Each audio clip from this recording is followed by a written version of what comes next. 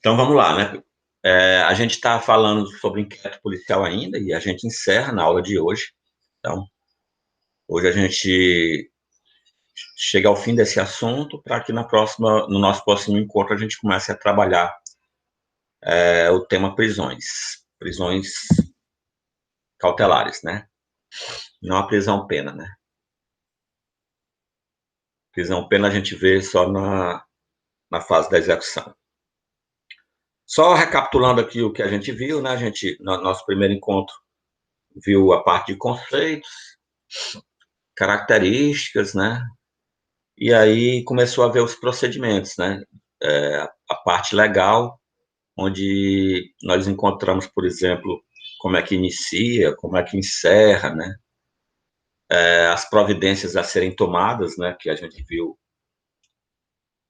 que são os 9 incisos do artigo 6º, e viu também que esses 9 incisos não são providências que são obrigatórias, pois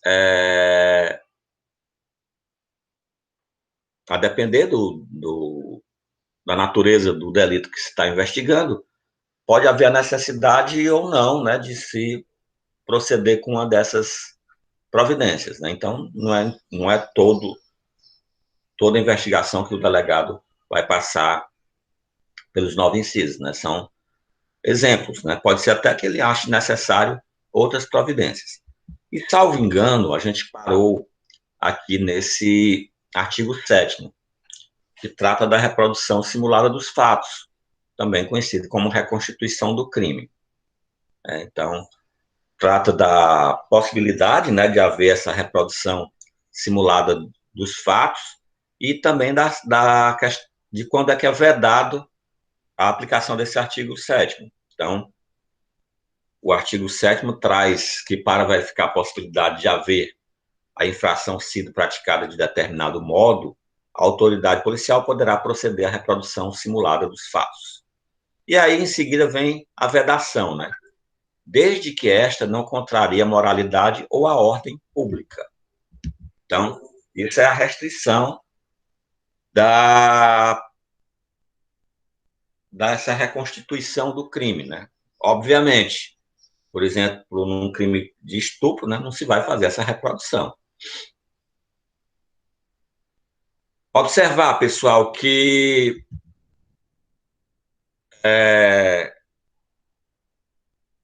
essa reprodução, há alguns questionamentos sobre ela. Um deles, que eu já vi, inclusive, em concurso público, é se o indiciado ele pode ser obrigado a comparecer à reprodução simulada dos fatos. Né? Então, esse questionamento eu faço a vocês. Vocês acham que ele pode ser levado coercitivamente a comparecer ao local que será reproduzido os fatos, que será simulado o crime? O que é que vocês acham? Sara, Isadora, Larissa e Marcelo. Vamos lá, é só um sim ou não. Ninguém? Sara acha que sim. Prestem atenção, pessoal. Fiquem atentos na pergunta que eu fiz. É a comparecer. Eu não falei em participar. Então, a Sara está certa, ele pode ser levado sim ao local, né? Mas ele não pode ser obrigado, né? Coagido a participar. Se ele quiser, pode, mas contra a sua vontade, não, pois a gente sabe que o réu tem o direito a não produzir provas contra si mesmo. Então, fiquem atentos. Essa questão de concurso que eu vi, ele falava em ser levado, né, em comparecer ao local. E aí isso, né, cai como uma pegadinha, né, porque ele pode ser levado a comparecer, mas não pode ser obrigado a participar. Juca, Oi, Marcelo. qual seria a finalidade dele comparecer? Seria a questão de ele participar de um momento de produção de provas, né? Apesar da gente ter a mitigação do princípio do contraditório e ampla defesa, ele estando lá presente, né? Ele ele está presente no momento de produção de provas, né? Então, é na preservação até do próprio interesse dele, né? Um caso que é bem emblemático, né, em que isso ocorreu, foi o caso dos Nardones, certo? Eles não, obviamente, eles não participaram da reprodução dos fatos, mas eles estavam lá presentes no local, né? Então, eles ficaram dentro da garagem lá do prédio, dentro do carro da polícia, enquanto era realizada toda a atividade pericial, né? Então, no caso especificamente, um agente de polícia que tinha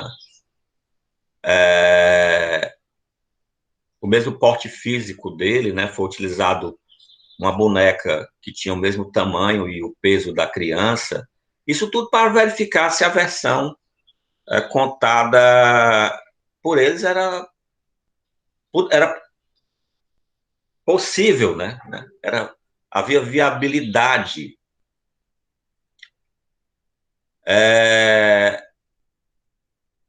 daquela história ser verdadeira. Então, a quantidade de passos, o tempo que se leva da garagem até o apartamento, a distância entre gotas de sangue que podem determinar a velocidade que a pessoa estava andando, né? Tudo isso ocorreu naquele momento, né? A verificação de que havia sido lavado roupas e o ambiente em relação a sangue, né? Porque é aplicado agentes que, mesmo após lavar o sangue, que evidenciam que ali tinha a presença de sangue, certo? Inclusive, eles foram, né? O casal Nardoni, além foram condenados em júri popular, além do crime, né? Do homicídio qualificado contra a criança, por fraude processual, né? Porque eles modificaram a cena do crime para tentar enganar peritos, né? Então, isso é previsto lá nos crimes contra a administração da justiça, né? Fraude processual. Ok? Especificamente, pessoal, eu tenho um canal no YouTube, eu vou pegar o nome para passar para vocês, que as pessoas fazem uma releitura, um grupo aí que faz uma releitura sobre esses principais casos, e tem o caso dos Nardones lá, e, salvo engano, nesse canal há até uma entrevista com um dos peritos que participou. Eu sigo esse canal, só não estou lembrado o nome deles. Eu vou passar para vocês, né, para dar uma ideia, né, de como é que acontece esse tipo de coisa na prática, né? Então, depoimento de um perito dizendo o que que eles fizeram, né, o que que levou eles a crer, né, a acreditar que a versão contada por aquele casal, né, de que uma terceira pessoa havia entrado no apartamento e que teria sido essa terceira pessoa o autor do crime, ela não era verídica, né? Então, como é que eles chegaram à conclusão? Eu fico devendo isso a vocês, por não lembrar o nome do canal. Tem os principais casos lá, né? Tem esse do Nardoni, tem daquele advogado que matou a namorada e jogou o carro num lago, tem da mulher daquele empresário, dono da IOC, que matou e esquartejou o marido, né? Só coisa boa, né? Professor, é investigação criminal, né? Não o nome. O nome do canal É um canal. eu não sei, é um canal no YouTube. Eu não sei se é esse nome, Sâmia. Eu vou procurar É e porque eu tem passo. uma série no Não, Netflix que é na assim. Netflix tem a investigação criminal, que também lá tem o depoimento dos peritos. Na Netflix. Esse que eu estou falando é um canal no YouTube, certo? Mas foi bom você lembrar, tem mesmo a série da Netflix, eu já assisti. E a série é Investigação Criminal, e lá tem o depoimento também dos peritos. né? Obrigado aí pela lembrança, eu nem estava lembrando da série da Netflix. E lá também tem, né, os principais casos. Eu só tenho uma reserva a essa série da Netflix. É porque eu acho o final de cada episódio meio que equivocado, certo? Porque os autores da série, eles fazem juízo de valor no final. E eu acho que para uma série que se propõe a ser mais, digamos assim, não sei se é essa a proposta deles também, né? Ser científica. Eles, a pessoa que não é da área, no final dá uma opinião, né? Sem base jurídica, fica meio que estranho. A série é boa, mas eu acho que o final de cada episódio, o atrapalho do pessoal que idealizou a série. O senhor quer dizer, tipo, eles falando que o Brasil, as penas são muito fracas, essas coisas assim, né? Eu também percebi isso. Exatamente. Tipo, fazendo esse tipo de opinião que não contribui. Ou seja, o episódio vem bem, aí chega lá no fim, o cara estraga com esse tipo de opinião, né? Não tem sustentação jurídica a opinião dele.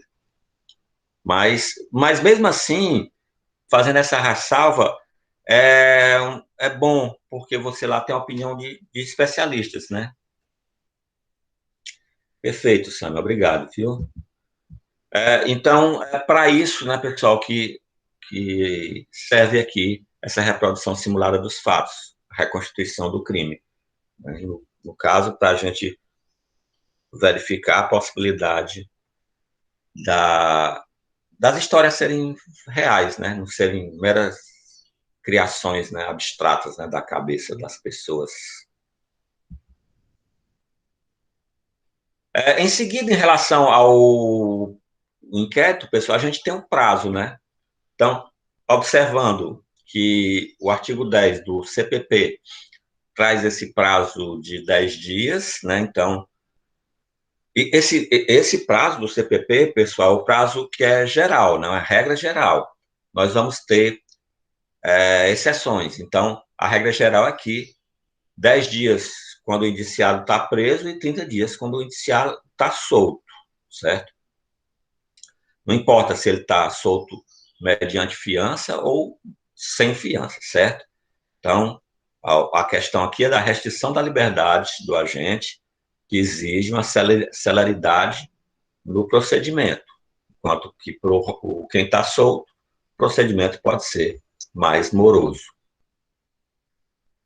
E, como eu disse, tem prazos especiais, né? Então, a regra geral é fácil, mas como nós temos várias exceções, é bom que fiquem atentos. Então, crimes contra a economia popular, que é o que vem previsto na Lei 1521, de 51, tanto faz o indiciado ser preso ou solto, o prazo é único, 10 dias.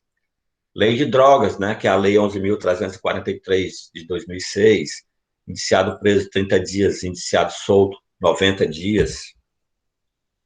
O IPM, né, o Inquérito Policial Militar, indiciado preso 20 dias, solto 40 dias, né? E a prorrogação se dá pelo prazo de mais 20 dias. Inquéritos policiais conduzidos pela Polícia Federal, nós temos 5 dias a mais para quando o réu está preso, né? Então, ao invés de ser... Aí só muda para o réu preso, né? Ao invés do prazo ser de 10 dias, nós temos o prazo de 15 dias. E a contagem de prazo, pessoal, é a contagem de prazo processual. Só lembrando a vocês que no direito penal, né, material, nós contamos os prazos de uma forma, enquanto que no processo penal nós contamos o prazo de outra forma. Então, a regra para prazos que são de direito material é a regra do artigo 10 do Código Penal. Então, computa-se o primeiro dia,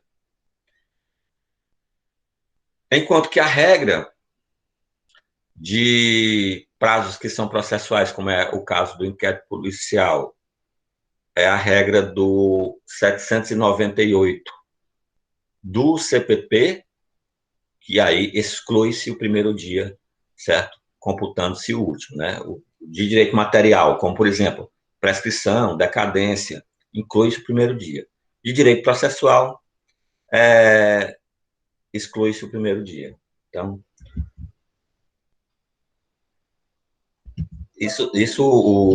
obviamente, as pessoas pensam nesse tipo de coisas somente para atrapalhar a vida da gente, né? Porque podia ter uma regra única de contagem de prazo.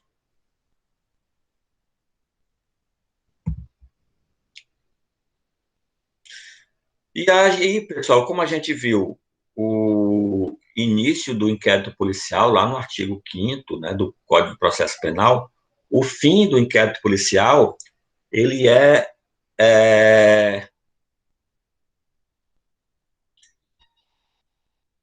previsto no artigo 10. Então, a autoridade fará minucioso relatório do que tiver sido apurado e enviará os autos ao juiz competente. Observem que o Código de Processo Penal ainda traz a questão de enviar os autos ao juiz competente.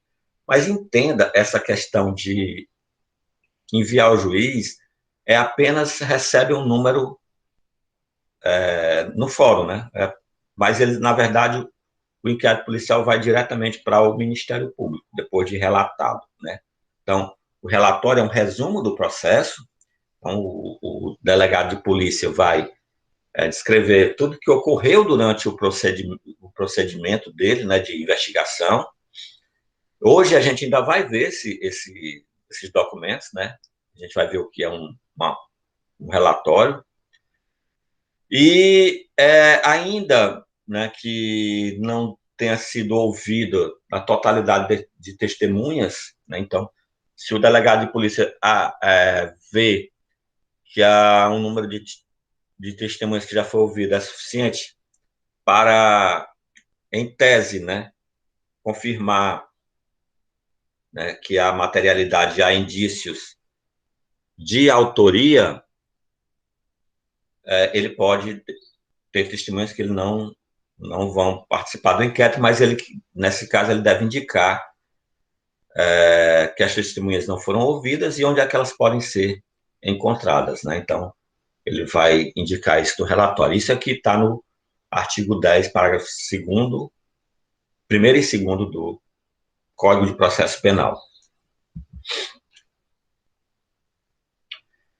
Ainda sobre o fim do inquérito, pessoal, há o artigo 11, que vai estabelecer que todos aqueles instrumentos do crime ou objetos que interessem a prova vão acompanhar os autos do inquérito. Então, se estavam custodiados pelo delegado de polícia, vão seguir para o judiciário, né? Então, tudo aquilo segue junto com eles, né? Se tiver apreensão de drogas, se tiver apreensão de armas, né? Até quando for necessária a manutenção desses objetos, né? Então, vocês já devem ter visto, né? Pelo menos em noticiário, a incineração de drogas ou a destruição de armas apreendidas, né? Então, há um momento em que não há mais necessidade de manutenção desses instrumentos e aí se faz a destruição desses objetos, né, que fizeram parte da investigação ou da ação penal. Atenção, pessoal, para o artigo 23, não sei se algum de vocês quer seguir carreira policial, né? Mas esse artigo 23 eu nem comentava, mas como eu vi que fez parte de questionamento nos 2 últimos concursos da Polícia Civil, de delegado de Polícia Civil do Estado do Ceará, eu resolvi colocar ele aqui no material que eu disponibilizo para vocês, que é o artigo 23, né? Que, ao fazer a remessa dos autos do inquérito ao juiz competente, a autoridade policial oficiará ao Instituto de Identificação e Estatística ou repartição congênere mencionando o juiz a que tiverem sido distribuídos e os dados relativos à infração penal e à pessoa do indiciado. Então, o encaminhamento de informações acerca do que foi levantado, né? Então, acerca do crime, né? Onde ocorreu, por quem supostamente foi cometido, né? Para fins estatísticos da Secretaria de Segurança Pública. Isso, né, pessoal, essas estatísticas, elas, pelo menos em tese, né, devem orientar políticas públicas desenvolvidas pela a Secretaria de Segurança Pública, né? Então, quando se traça, por exemplo, mapa da violência, né? Quais são os bairros em que ocorre determinados tipos de crime, só é possível por conta desses levantamentos estatísticos, né? Essas informações são de fácil verificação, né? São informações que se tornam públicas. Para quem tem interesse no tema, né? Aliás, pessoal, hoje é muito importante a gente estar ligados, ficar antenado nessa questão de dados, né? Então, trabalhos que são orientados a dados são bem relevantes, né? Do que trabalhos que são orientados meramente a levantamentos bibliográficos, né? Então, trabalhar com dados é uma coisa que hoje vai fazer parte do dia a dia de nossas vidas, né? Já faz, né? Então, fiquem ligados aí a esse tipo de coisa. Então, para aqueles que vão fazer concurso na área policial, já fiquem sabendo que nos 2 últimos concursos para delegado de polícia, esse artigo 23 foi cobrado. Fiquem ligados também, né, pessoal? Agora, pela manhã, eu comentando o artigo 28 e do CPP, e o aluno perguntou, professor, de onde é mesmo esse artigo 28? Eu disse, do Código de Processo Penal. Aí ele disse, né, no alto da sua humildade, né? Eu acho que não, porque o artigo 28 do Código de Processo Penal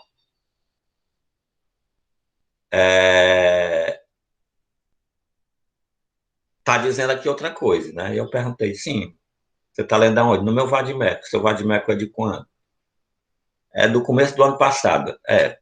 Então, vadimeco de processo penal, de direito penal, de qualquer legislação penal do ano passado, o destino deve ser a lata do lixo, né, meu povo? Porque no dia 23 de janeiro de 2020, houve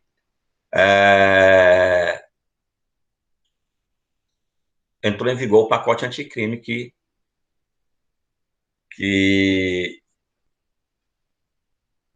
trouxe uma série de modificações, não só no Código de Processo Penal e no Código Penal, como também em outras legislações. Então, fiquem ligados que esse artigo 28 mudou o fluxo de arquivamento do inquérito policial. Larissa, ela está falando que tem 2 súmulas do STF sobre o artigo.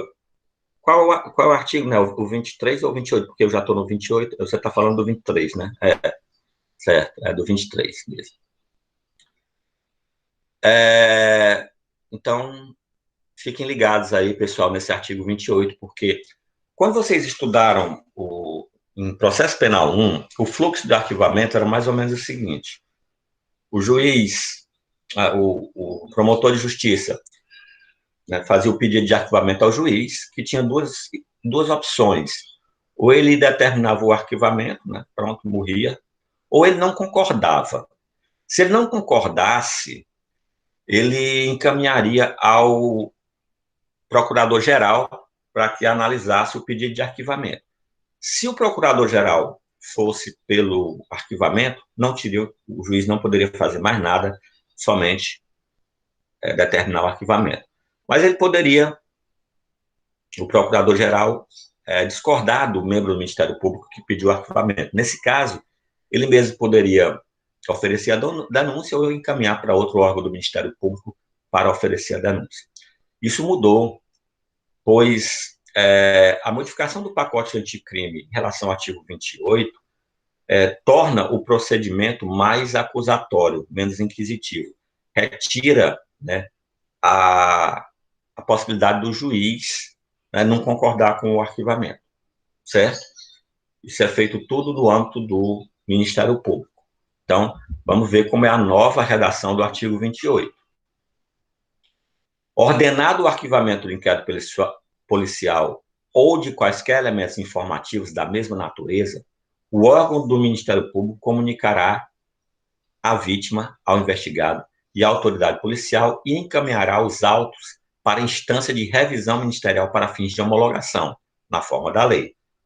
Vejam só, o promotor de justiça agora ordena o arquivamento e ele encaminha para uma instância de revisão ministerial, ou seja, quem vai homologar o arquivamento é o próprio Ministério Público, certo?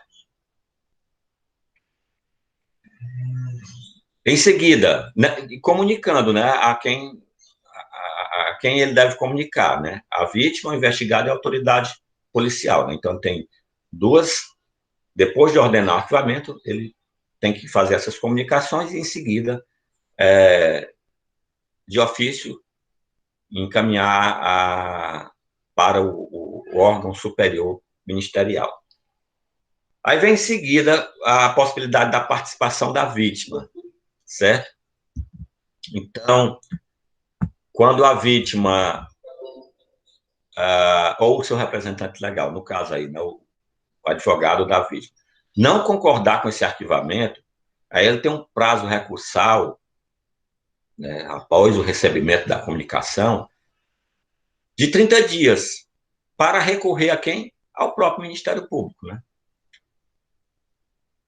Certo? E isso aí, pessoal, quando se fala na forma da lei, tanto no caput, como aí na questão desse recurso de que trata o parágrafo 1º, recurso da vítima, essa lei que trata seria a própria lei orgânica do Ministério Público.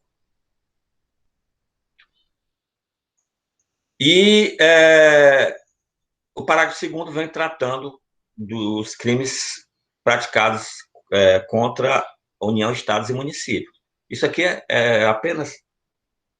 Nem havia necessidade disso, mas deixa claro quem é a competência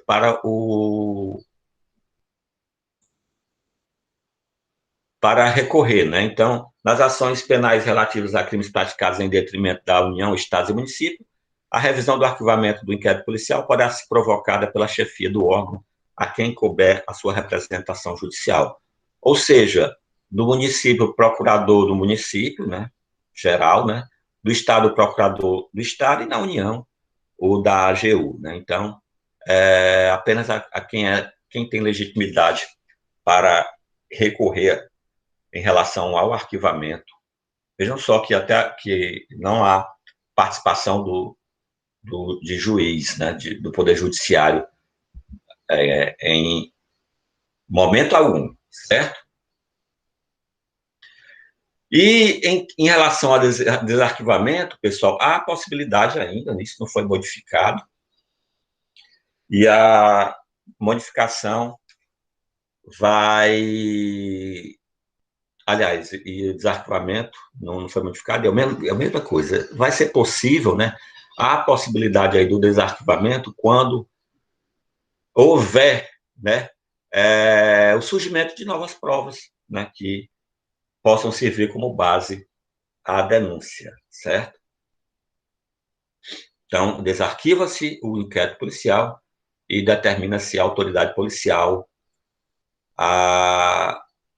que proceda a novas investigações. Né? Então, assim como a Larissa fez menção à súmula do STF acerca do artigo 23, né, que traz a questão da obrigatoriedade da autoridade policial em informar, né, para efeitos de estatísticas, do Instituto de Identificação. Aqui nós também temos súmula do STF em relação ao artigo 18, que seria a súmula 524. Professor. Oi.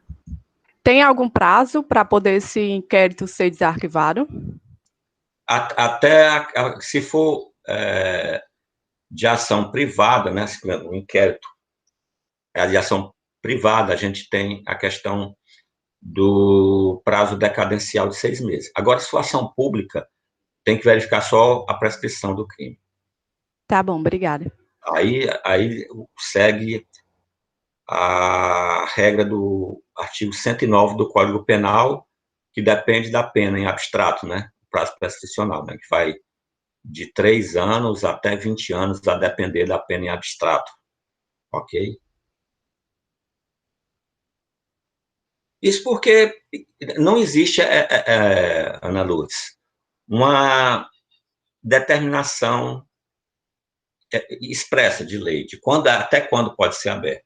Mas, obviamente, né, por uma questão de lógica e uma questão de utilidade, né, pegando utilidade como uma das condições da ação, né, dentro do interesse de agir, né, não teria utilidade nenhuma o desarquivamento de um inquérito policial que trate de um fato já prescrito, né? Isso é uma questão meramente lógica.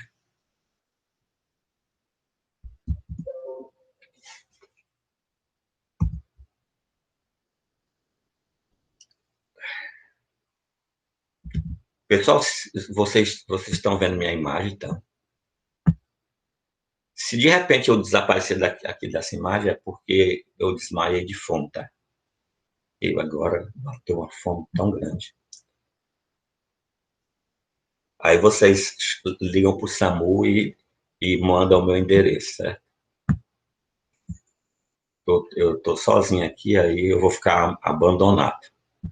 Mas vamos deixar de momento aleatório da aula, né? Vamos voltar aqui. Coloca um cafezinho aí do lado, professor. Não, no intervalo eu desci e tomei só o café puro, né? Eu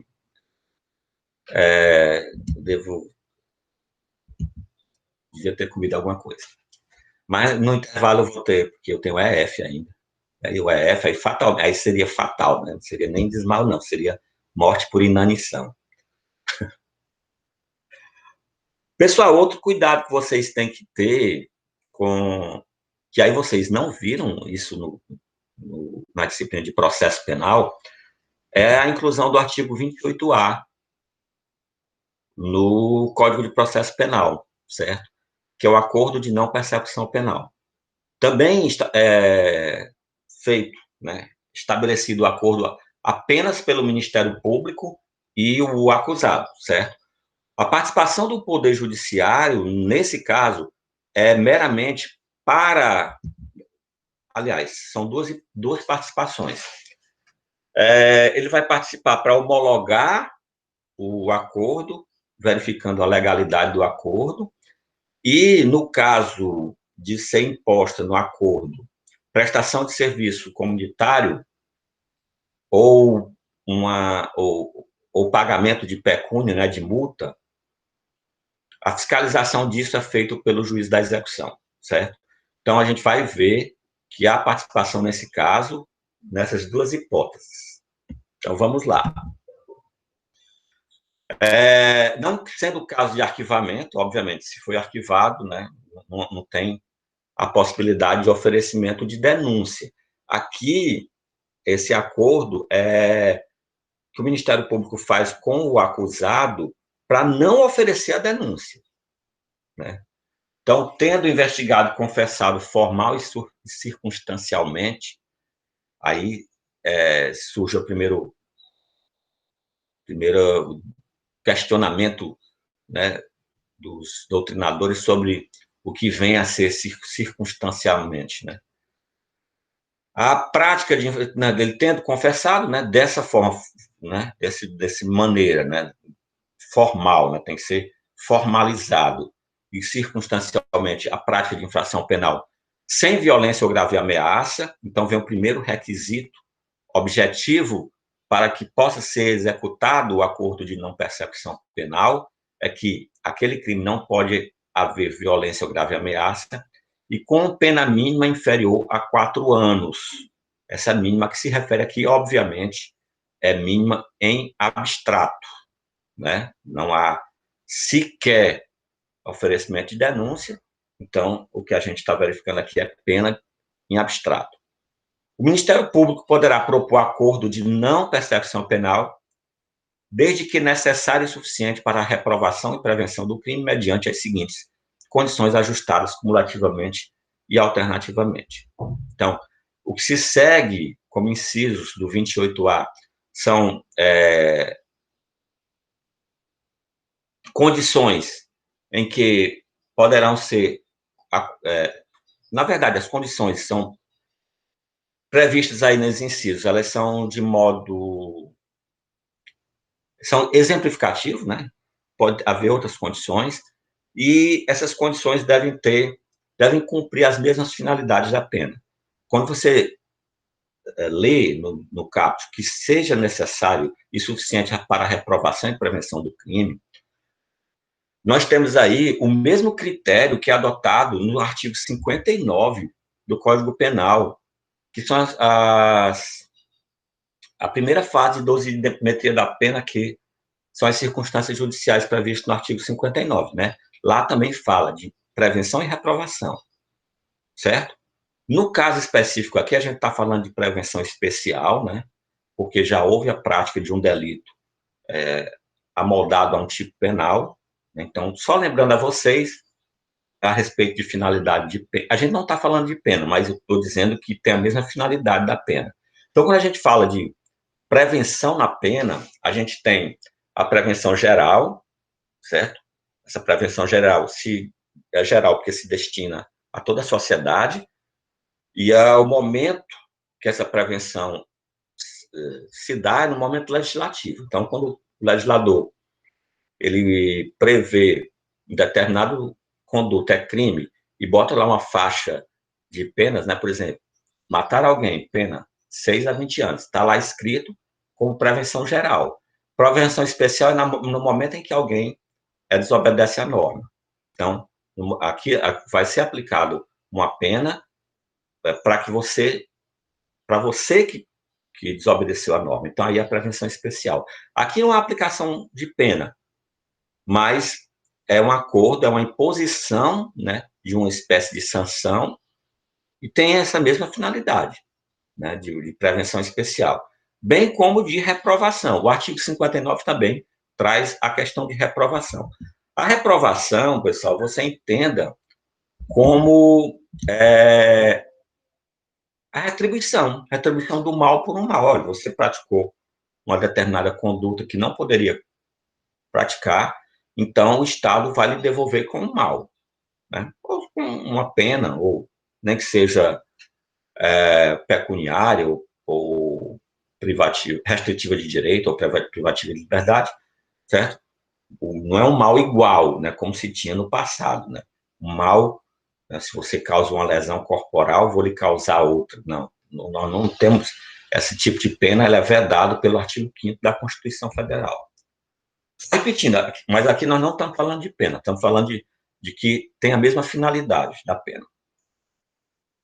E quais são as condições que podem ser exigidas daquele que praticou o crime? Reparar o dano ou restituir a coisa à vítima, né? Exceto na impossibilidade de fazê-lo. E, obviamente, esse exceto na impossibilidade de fazê-lo está aí no sentido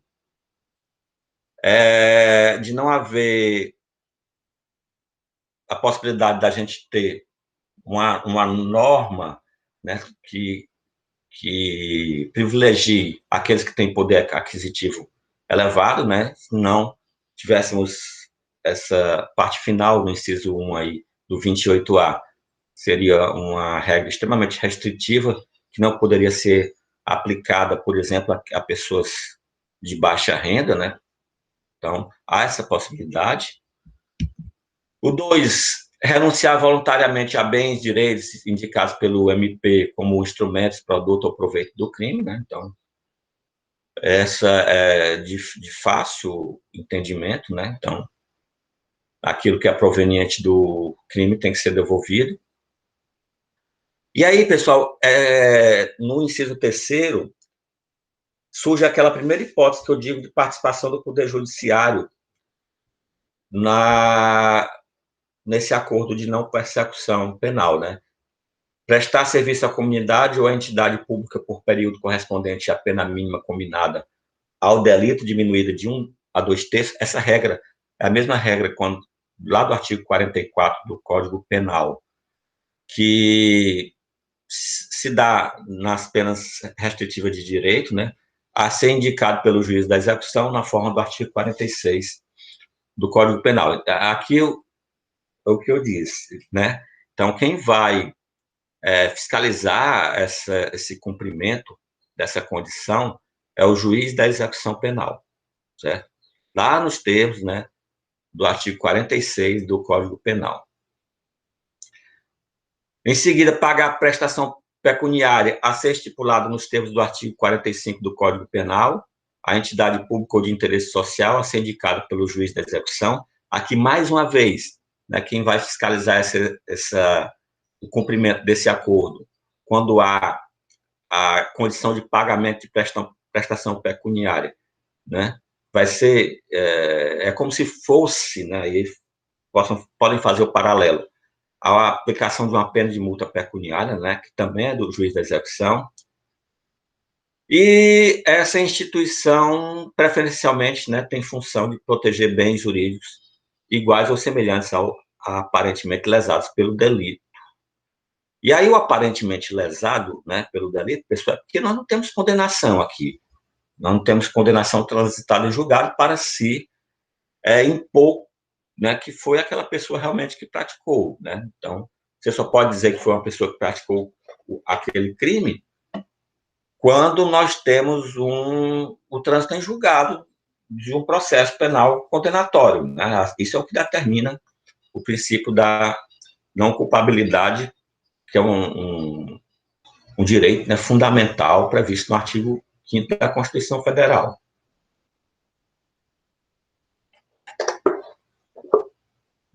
Ainda, cumprir por prazo determinado outra condição indicada pelo Ministério Público, desde que proporcional e compatível com a infração penal imputada.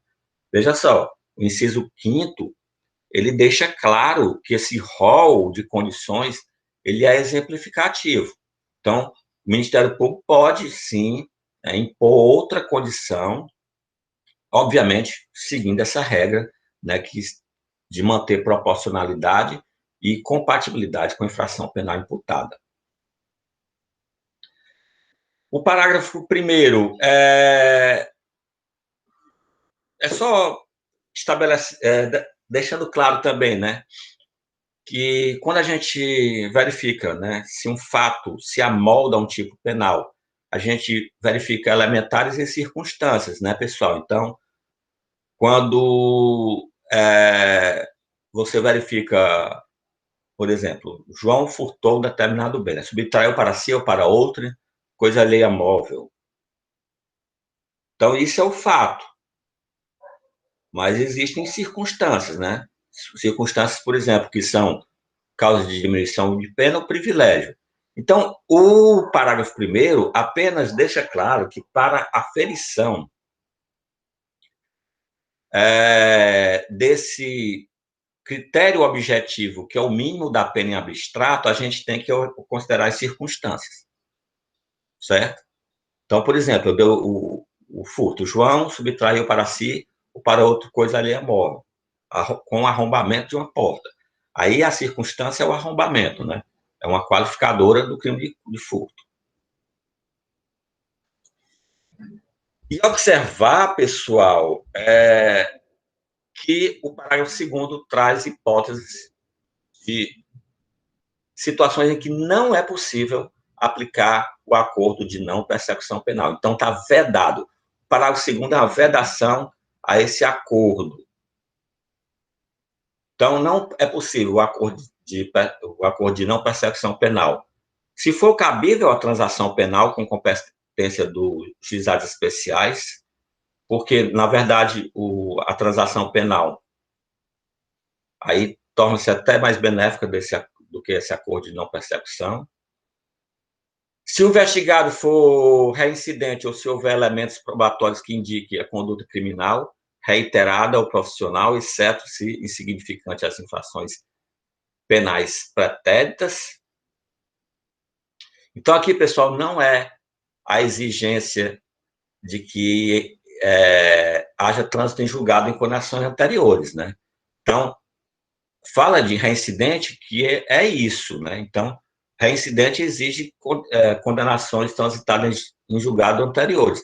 Mas aqui há a opção, né, de aferir-se elementos probatórios que indiquem conduta criminal habitual. Inclusive, como a gente vai ver, até a existência de acordo de não persecução penal anterior não cumprido é elemento para a vedação do acordo de não persecução penal. Em seguida, ter o agente beneficiado nos últimos anos anteriores, nos últimos 5 anos anteriores, ao cometimento da infração em acordo de não persecução penal, transação penal ou suspensão condicional do processo. Então, há de ser verificado, né, esse prazo de 5 anos, né? Então, se houver, obviamente, não vai haver acordo de não persecução penal com mais de 5 anos hoje, né? Porque o acordo de não persecução penal, a previsão dele legal só é de 6 meses, né? Porque ele foi criado em janeiro de 2020. Mas tem que se verificar se não há transação penal ou suspensão condicional do processo nos últimos 5 anos. Se houver, não é possível fazer acordo de persecução penal também. E também nos crimes praticados no âmbito de violência doméstica ou familiar, ou praticados contra a mulher por razão de condição de sexo feminino, em desfavor do agressor. Então, havendo violência doméstica ou havendo crime praticado contra a mulher pela motivação dessa condição, né, a condição de gênero, né, aí também não há possibilidade de fazer esse acordo. E aí vem, a partir do parágrafo 3º, o procedimento, né? Como é que é feito o procedimento do acordo de não persecução penal? Primeiro, o parágrafo 3º tem logo que deixa claro que não há participação do Poder Judiciário. Ele é formalizado por escrito e firmado pelo Ministério Público, pelo investigado ou por seu defensor, certo? Então, a formalização do acordo, né, permite a participação apenas dessas pessoas. O MP, o investigado, e o defensor do investigado. E aí, o parágrafo 4º segue com o procedimento, aí na hipótese já de participação do Poder Judiciário, né? Então, o Poder Judiciário vai realizar uma audiência, né? Então, é o que o parágrafo 4º diz: para a homologação do acordo de não persecução penal, será realizada audiência na qual o juiz deverá verificar a voluntariedade, né? Ou seja, se realmente aquilo ali é da vontade do acusado, né? Não houve nenhum tipo de coação para que ele aceitasse aquilo ali. A oitiva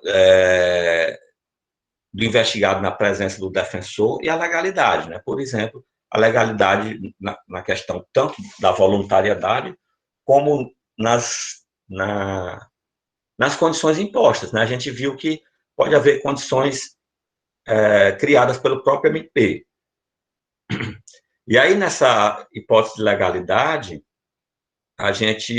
o juiz vai verificar se essas condições são realmente proporcionais e necessárias para a finalidade aqui, que seria a repressão da conduta do agente, certo? Dando sequência ao procedimento, né, o parágrafo 5º traz que se o juiz considerar inadequada, insuficiente ou abusiva as condições dispostas no acordo de não persecução penal, vejam só, ele não interfere, ele devolve os autos ao MP para que seja reformulada a proposta, né, do acordo, né, com concordância do investigado e seu defensor. Então, se o juiz acha que, né, que é inadequado aquilo ali, ele não toma providência alguma em relação à correção do acordo, ele devolve para ser refeito o acordo.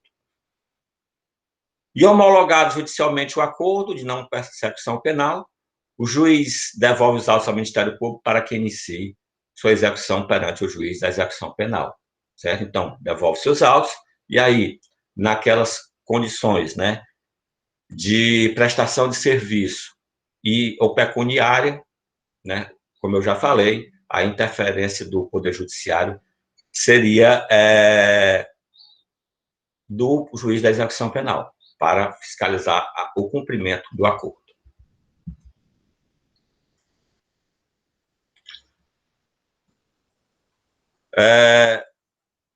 O parágrafo 7º é meio que redundante, né, pessoal? Diz só que o juiz poderá recusar a homologação à proposta que não atender aos requisitos legais ou quando não for realizada a adequação a que se refere o parágrafo 5º desse artigo.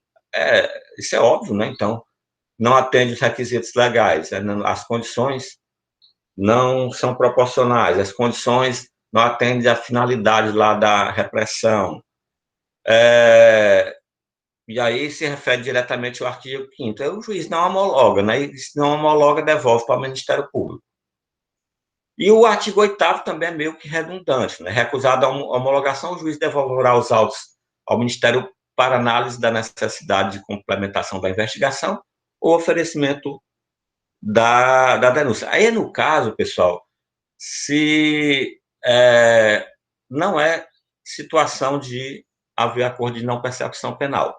Então, quando é feito esse acordo e não há base de investigação suficiente para, por exemplo, indícios de autoria, o juiz pode devolver para que o juiz devolva o inquérito para a autoridade policial para que se proceda novas investigações. Ou, se for o caso, né, por exemplo, a pena mínima é maior do que 4 anos. Não poderia haver o acordo de não persecução penal. Aí, nesse caso, o Ministério Público vai ter que oferecer a denúncia.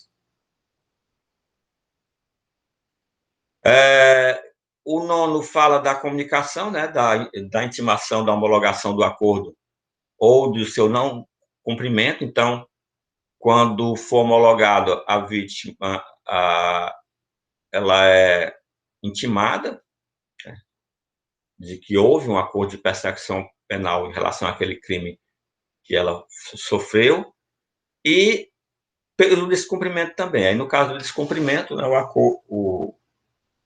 quem é responsável para fiscalizar o cumprimento é o juiz da execução, né?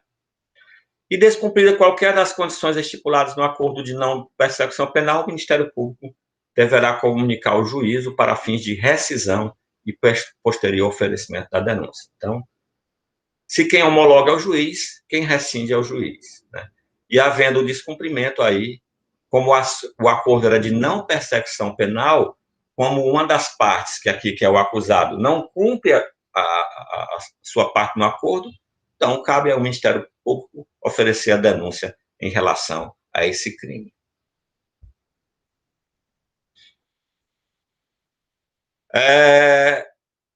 O parágrafo 11 a gente meio que já discutiu também aqui, né? Apenas deixando claro que o descumprimento do acordo de não persecução penal pelo investigado também poderá ser utilizado pelo Ministério Público como justificativa para o eventual não oferecimento de suspensão condicional do processo. Então, é como se ele, não é que ele seja reincidente, é que o comportamento dele não é adequado, né? Então, se foi oferecido um acordo e ele não cumpre, ele não tem bons antecedentes, certo? Isso não quer dizer que ele seja reincidente, né? E que a celebração e o cumprimento do acordo de não persecução penal não constarão em certidão de antecedentes criminais. Obviamente que não, né, pessoal? Porque o acordo, a parte que se sujeita a essas condições do Ministério Público para que o Ministério Público não ofereça a denúncia, né? Certo? Então, não há ação penal. E aí é considerado apenas para os fins do inciso 3º do parágrafo 2º desse artigo. Ou seja, lá no parágrafo 3º, aliás, no inciso 3º do parágrafo 2º, diz que ele é reincidente ou que o comportamento confere tipo habitualidade ou profissionalismo no cometimento de crimes. Então, é isso que fala o 12. E o parágrafo 13, pessoal, ele traz uma natureza jurídica, né, do cumprimento integral do acordo de não persecução penal, que tem natureza de causa de extinção de punibilidade. O parágrafo 14 diz, fala sobre o recurso, né, pessoal? O recurso que aquela pessoa tem, se a pessoa cumpre os requisitos de acordo de persecução penal e o Ministério Público se nega, certo? Como é que você recorre? Recorre ao próprio Ministério Público.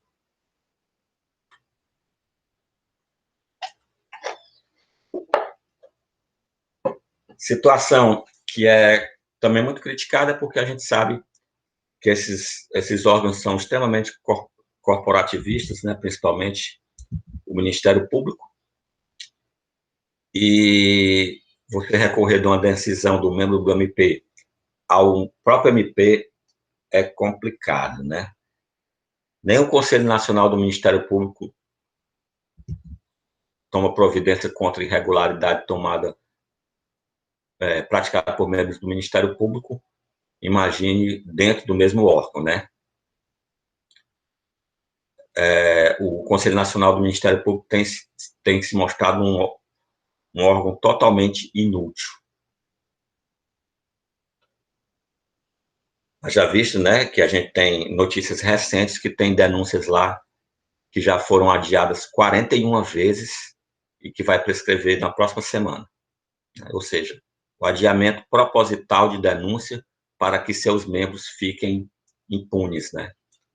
Ou o caso, né, de absolver, como é o caso que ocorreu com a promotora de justiça do Rio de Janeiro,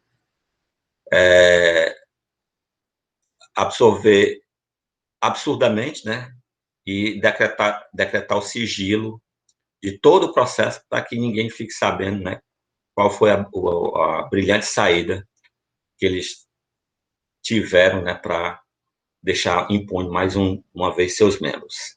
Então, é muito criticado esse parágrafo 14. Tranquilo, pessoal? Com isso, a gente encerra a parte teórica, né, digamos assim. Não que eu tenha a intenção, nem era essa a intenção e nem a pretensão de esgotar tudo que se tem a falar sobre inquérito policial, né? Mas é dentro do tempo que a gente tem, daquilo que eu elegi como mais importante. Como eu falei para vocês, na parte de inquérito policial, a abordagem prática que a gente vai dar, pessoal, é apenas visualizando os documentos, certo? Diferentemente das próximas aulas, né? Próxima aula a gente vai começar a falar de prisão, que nós efetivamente exercitaremos, certo? E faremos as peças, né? Aqui não, nós vamos apenas verificar os principais documentos que são tratados, né, dentro de uma delegacia de polícia. Então, vamos lá. Pessoal, fica a dica, não se identifique em concurso público, nem se identifique nas peças que vocês vão fazer nas nossas práticas, certo? Porque lá na regras gerais, né, para a produção de peças processuais e as questões subjetivas, você já tem esse alerta. Aqui eu alerto mais uma vez, não se identifiquem. Aqui a gente já cobra isso, que é para vocês irem criando o hábito, né? A identificação de peças acarreta uma pena duríssima, que é a atribuição de nota 0, né? Então, é só a dica. O que é que nós vamos ver aqui? Nós vamos ver uma portaria, né, instaurando o inquérito policial, vamos ver um relatório finalizando o inquérito policial, e vamos ver também alguns exemplos de representação. E aí já fica a dica, pessoal, o termo usado, né, para que o delegado de polícia utiliza para fazer algum pedido ao juiz é representação. Então, o delegado não pede, não requisita, não solicita, ele representa. Então, a gente vai ver, por exemplo, se um delegado quer que o juiz decrete uma prisão temporária, a peça é uma representação para a decretação de prisão temporária. Se ele quer que o juiz autorize uma interceptação telefônica, é uma representação para interceptação telefônica. Então, sempre vai ser representação. E aí veio outros despachos, né? Outros documentos menos importantes, além de ver os documentos que acompanham um auto de prisão em flagrante, que a gente vai ver também. Então, vamos lá. Qual é o conceito de portaria, né, pessoal? Então, é uma peça jurídica, né, exclusiva de elaboração do delegado de polícia, e a finalidade inaugura formalmente o inquérito policial, certo? Existem outras formas de inaugurar inquérito policial? Sim. A portaria vai inaugurar o inquérito policial em certas situações. Quais são os requisitos intrínsecos, né? Aquilo que deve ter no documento. Deve ter a descrição objetiva do fato, né? Data, hora e local que ocorreu, indicação preliminar de autoria ou impossibilidade de fazê-lo, classificação provisória do tipo penal, né? Correlato àquele fato, né? E é provisória porque muitas vezes começa uma investigação pensando que o crime é um determinado e depois chega-se à conclusão que é outro. Por exemplo, pode iniciar investigando que foi um furto, mas depois verifica-se que houve violência ou grave ameaça, então é roubo. Determinar providências preliminares na investigação, determinar a devolução dos autos e a posição do cúmplice da autoridade. Então, isso é o conteúdo da peça. Então, vamos lá ver uma peça. Chegando, aqui é um exemplo, né, pessoal? Um exemplo genérico, né? Nós vamos trabalhar com inquéritos policiais reais, eu vou distribuir para vocês, e aí vocês vão ver como é que foi inaugurado o inquérito policial. Por exemplo, se há uma prisão em flagrante, não há portaria.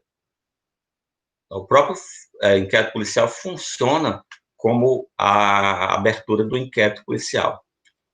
Então, vamos lá. Chegando ao meu conhecimento, nesse caso, chegou por meio de um boletim de ocorrência, né? Então, alguém se dirigiu até a delegacia e denunciou, né? Fez uma denúncia crime.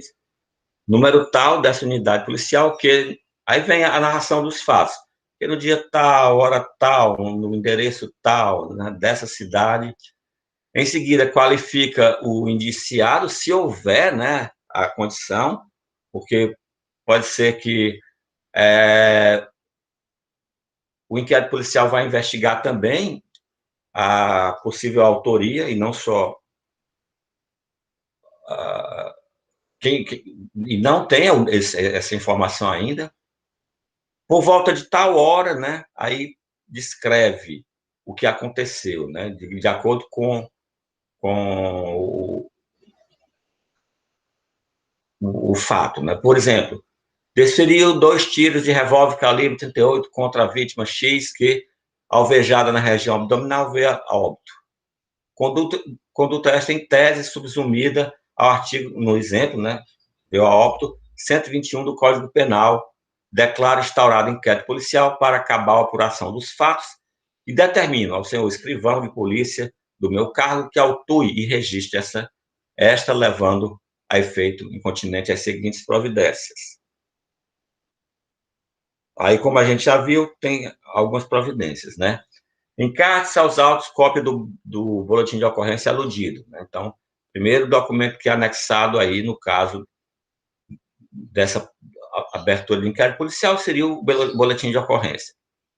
Expressa-se intimação à vítima, testemunho indiciado, colimando colheita formal de suas respectivas versões. Obviamente, né, pessoal? No meu exemplo, no artigo 121, veio a óbito, vocês, por favor, não vão intimar a vítima, né? Ato contínuo, volvam-me conclusa para ulteriores deliberações. Cumpra-se. Cidade, dia, mês e ano, assinatura do delegado de polícia. Então, é bem simples isso, não tem o que problematizar, né? Então, só a descrição dos fatos, a pedido e diligências que devem ser tomadas, né? Aqui, a juntada do BO à própria portaria e determinar a própria investigação, né? Então, é o que diz o 2.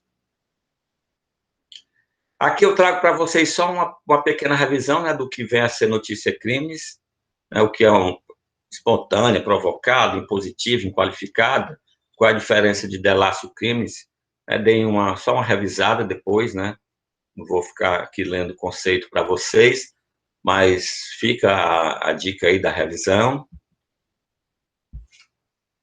E aí, pessoal, mais uma peça, o relatório. Então, o relatório é aquilo que é elaborado quando o delegado de polícia acha que já cumpriu todas as diligências necessárias, e aí ele vai fazer um resumo do que aconteceu, né? Então, o documento pelo qual a autoridade policial que detém a atribuição investigativa dá por esgotadas as diligências, né?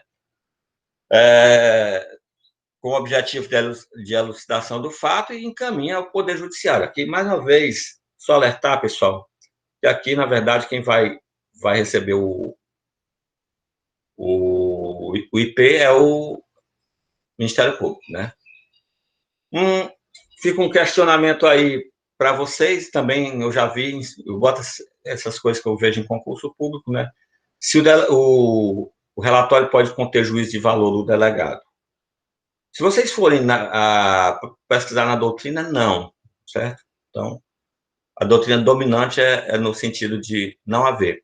Só que a Lei 11.343, que é a lei de droga, pessoal, traz expressamente essa possibilidade no artigo 51, inciso 1º. Aliás,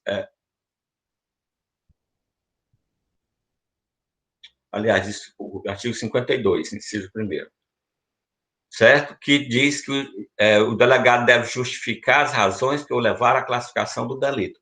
Ora, isso nada mais é do que fazer juízo de valor, certo? Então, fiquem ligados aí, né? Norma geral, a doutrina entende que não, mas em relação ao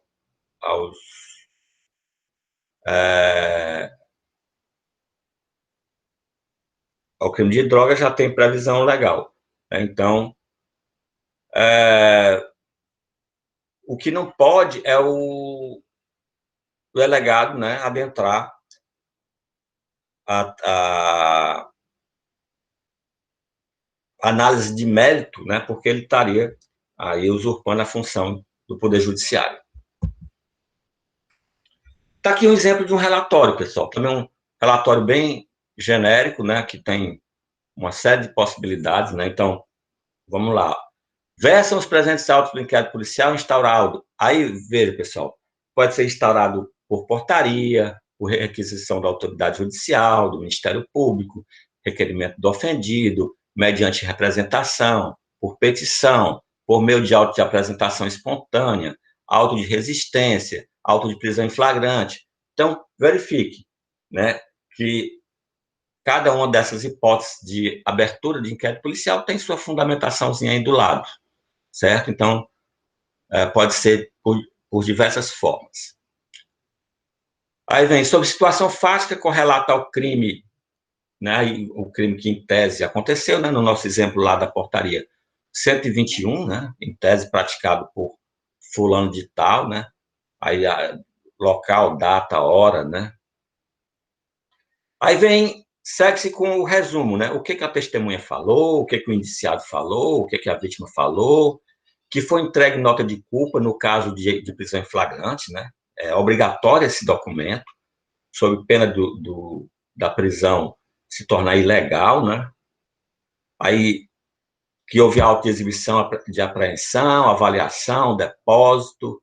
Né? Lembre que todo objeto que é apreendido segue, né, para o judiciário, com o inquérito policial, apontar provas, né? E aí conclui pelo formal indiciamento ou não, né? Então, pode concluir que não foi aquela pessoa que praticou o crime. E aí finaliza, né? Não havendo outras diligências essenciais, a comprovação do fato ou de suas circunstâncias, respaldado pelo artigo 10, né, do Código Penal, dá para encerrar o inquérito policial e remeto tempestivamente a esse juiz. Então, isso seria o relatório, né, encerrando o inquérito policial. E aí vamos falar de outras atividades da competência do delegado de polícia, né? Por exemplo, aqui a representação. Então, aqui o conceito do que é a representação, quais são as diferenças de requisição do Ministério da Justiça, Ministro da Justiça, naqueles crimes contra a honra de presidente da República ou de chefe de Estado estrangeiro, representação da autoridade, do ofendido, requerimento. Então, tudo isso é coisa diferente. E aí, aqui uns conceitos para vocês fazerem uma rápida revisão e vamos para o que interessa, que é a parte prática, né? Então, aqui o exemplo de representação referente à prisão preventiva. Então, é um ofício, né, que é enviado ao juiz, com local e data. Meritíssimo juiz, por força dos elementos de convicção constantes nesse inquérito policial, ainda não concluído, e com base no artigo 311 e 312 do CPP, vejam só, a gente está falando de prisão preventiva. Requisitos da preventiva, aí no 312, né, aqueles requisitos obrigatórios, materialidade e indício de autoria, e a presença de um dos facultativos, né. Esta autoridade policial representa Vossa Excelência, viu? Eu falei, né, que sempre que for a autoridade policial se dirigindo ao juízo, há uma representação. Representa Vossa Excelência no sentido de ser decretada prisão preventiva. No caso de aquela pessoa estar em prisão em flagrante, pode ser representa pela conversão da prisão em flagrante em preventiva. Apesar disso, pessoal, ser hoje em dia não usual por conta da audiência de custódia, né? Então, na própria audiência de custódia, o juiz verifica se há necessidade ou não da manutenção da prisão e, no caso, se houver, já decreta a prisão preventiva. Fundamentando essa decisão, certo? Pois o artigo 312 também sofreu alteração do pacote anticrime. Aí descreve o fato criminoso, né? Desde o fato até nesse momento que o juiz está, que o delegado está sentindo a necessidade. Explicar o que já foi feito no inquérito policial, apontar onde é que ele vislumbra os requisitos do 312 e 313, e também fazer um resumo do que ainda falta ser providenciado durante o inquérito policial, certo? Ok? Então, seria essa a representação de uma prisão preventiva. Quanto à questão da prisão temporária, é a mesma coisa, pessoal. A diferença é que prisão temporária não tem requisitos e ela não está prevista no Código de Processo Penal, pessoal. A prisão temporária está prevista na Lei 7.960, e como o próprio nome diz, é temporária, né? Ela tem um período legal, certo? Que quando exaurido, deve ser aquele acusado solto, ou essa prisão temporária convertida em prisão preventiva. Então, ele vai representar pela decretação de prisão temporária da mesma forma. Outro exemplo de representação para autorização de interceptação telefônica, certo? O requerente representa, né, com base na Lei 9296 de 96, que traz as regras para a autorização dessa interceptação telefônica. Aqui, pessoal, o delegado de polícia ele deve explicar que já procedeu todo o que era possível, todas as diligências, e justificar que a interceptação telefônica é a última alternativa, ok? O juiz só vai, ou pelo menos só deveria, autorizar nesses casos, caso extremo.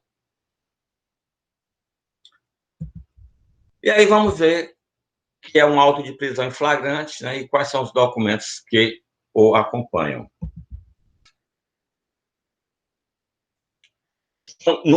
Na redação do auto de prisão em flagrante deve constar, né, local e data, né, que o condutor compareceu conduzindo, né, o preso. E aí o condutor, pessoal, o artigo 301 do Código Penal traz aquelas possibilidades da prisão em flagrante obrigatória e facultativa, certo? Então, o condutor não necessariamente é uma autoridade, não é um policial, pode ser um particular, certo? Qualifica, né, o condutor e o conduzido, certo?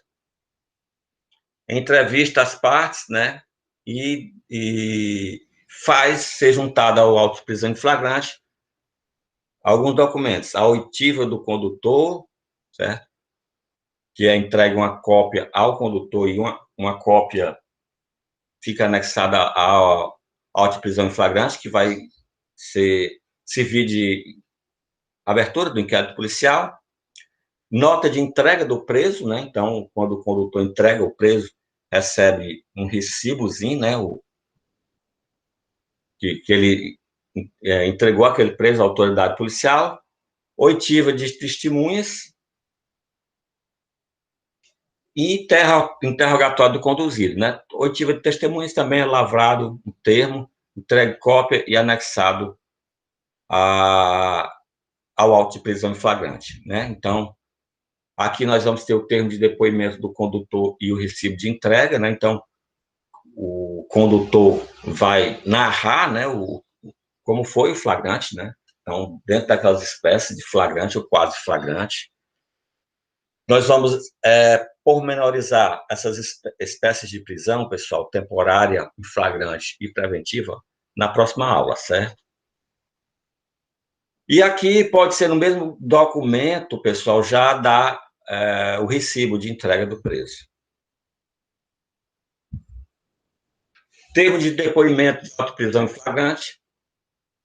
Então, aqui, o que as testemunhas, né, testemunharam. No caso de flagrante, pessoal, duas testemunhas que presenciaram o fato, né? Mas no caso de não haver, são duas testemunhas que presenciaram a entrega do preso ao delegado.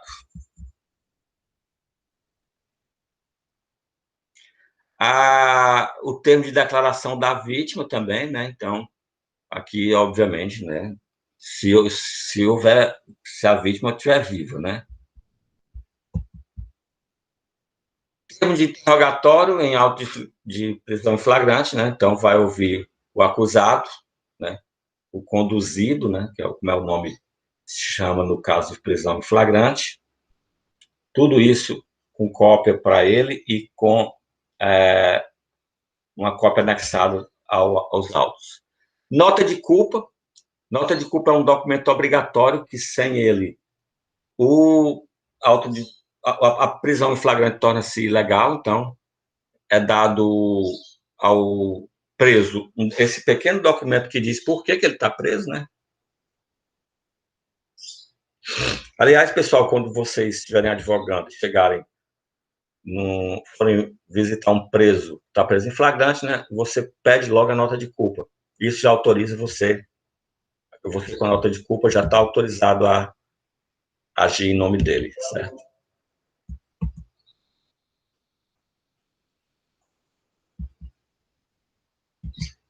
Ok, pessoal? Com isso, a gente encerra nosso primeiro tópico, né? Tanto no que se refere à parte teórica, quanto à parte, digamos assim, mais prática, já que, como eu tinha combinado com vocês, nós não exercitaríamos esses documentos, apenas teríamos o contato. Tranquilo? Pessoal, digitem aí a matrícula de vocês para o registro da frequência. E aí, quem tiver alguma pergunta, pode ir fazendo, que eu, se possível, eu vou respondendo. Professor. Oi, Sâmia. Eu fui tentar fazer o quiz, acho que sexta-feira, e aí estava dando erro. É o mesmo erro que um aluno do horário AB já havia mandado para o senhor lá no grupo. Eu recebi uma mensagem do NTE no sábado, dizendo que eles já tinham corrigido, certo? No sábado. Você puder tentar novamente, aí você me diz se corrigiram ou não, porque o interesse é estar corrigido para vocês, né? Tá bom, tá ok. Gabriel, você está falando do grupo do WhatsApp, Eu vou colar agora o link e você clica para participar, tá? Só um minuto.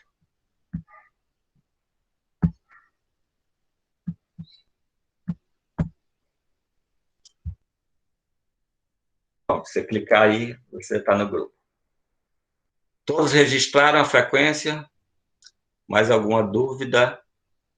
Sâmia, depois me dá o feedback, viu, se você conseguiu ou não, na quarta-feira, tá bom? Tá certo, professor, com certeza. Tá, porque aí, como teve esse comunicado no sábado, né, você está dizendo que tentou na sexta, vamos ver, né? Beleza? Todos registraram aí? Pessoal, bom final de dia aí, boa tarde, e a gente se vê na próxima aula, tá ok?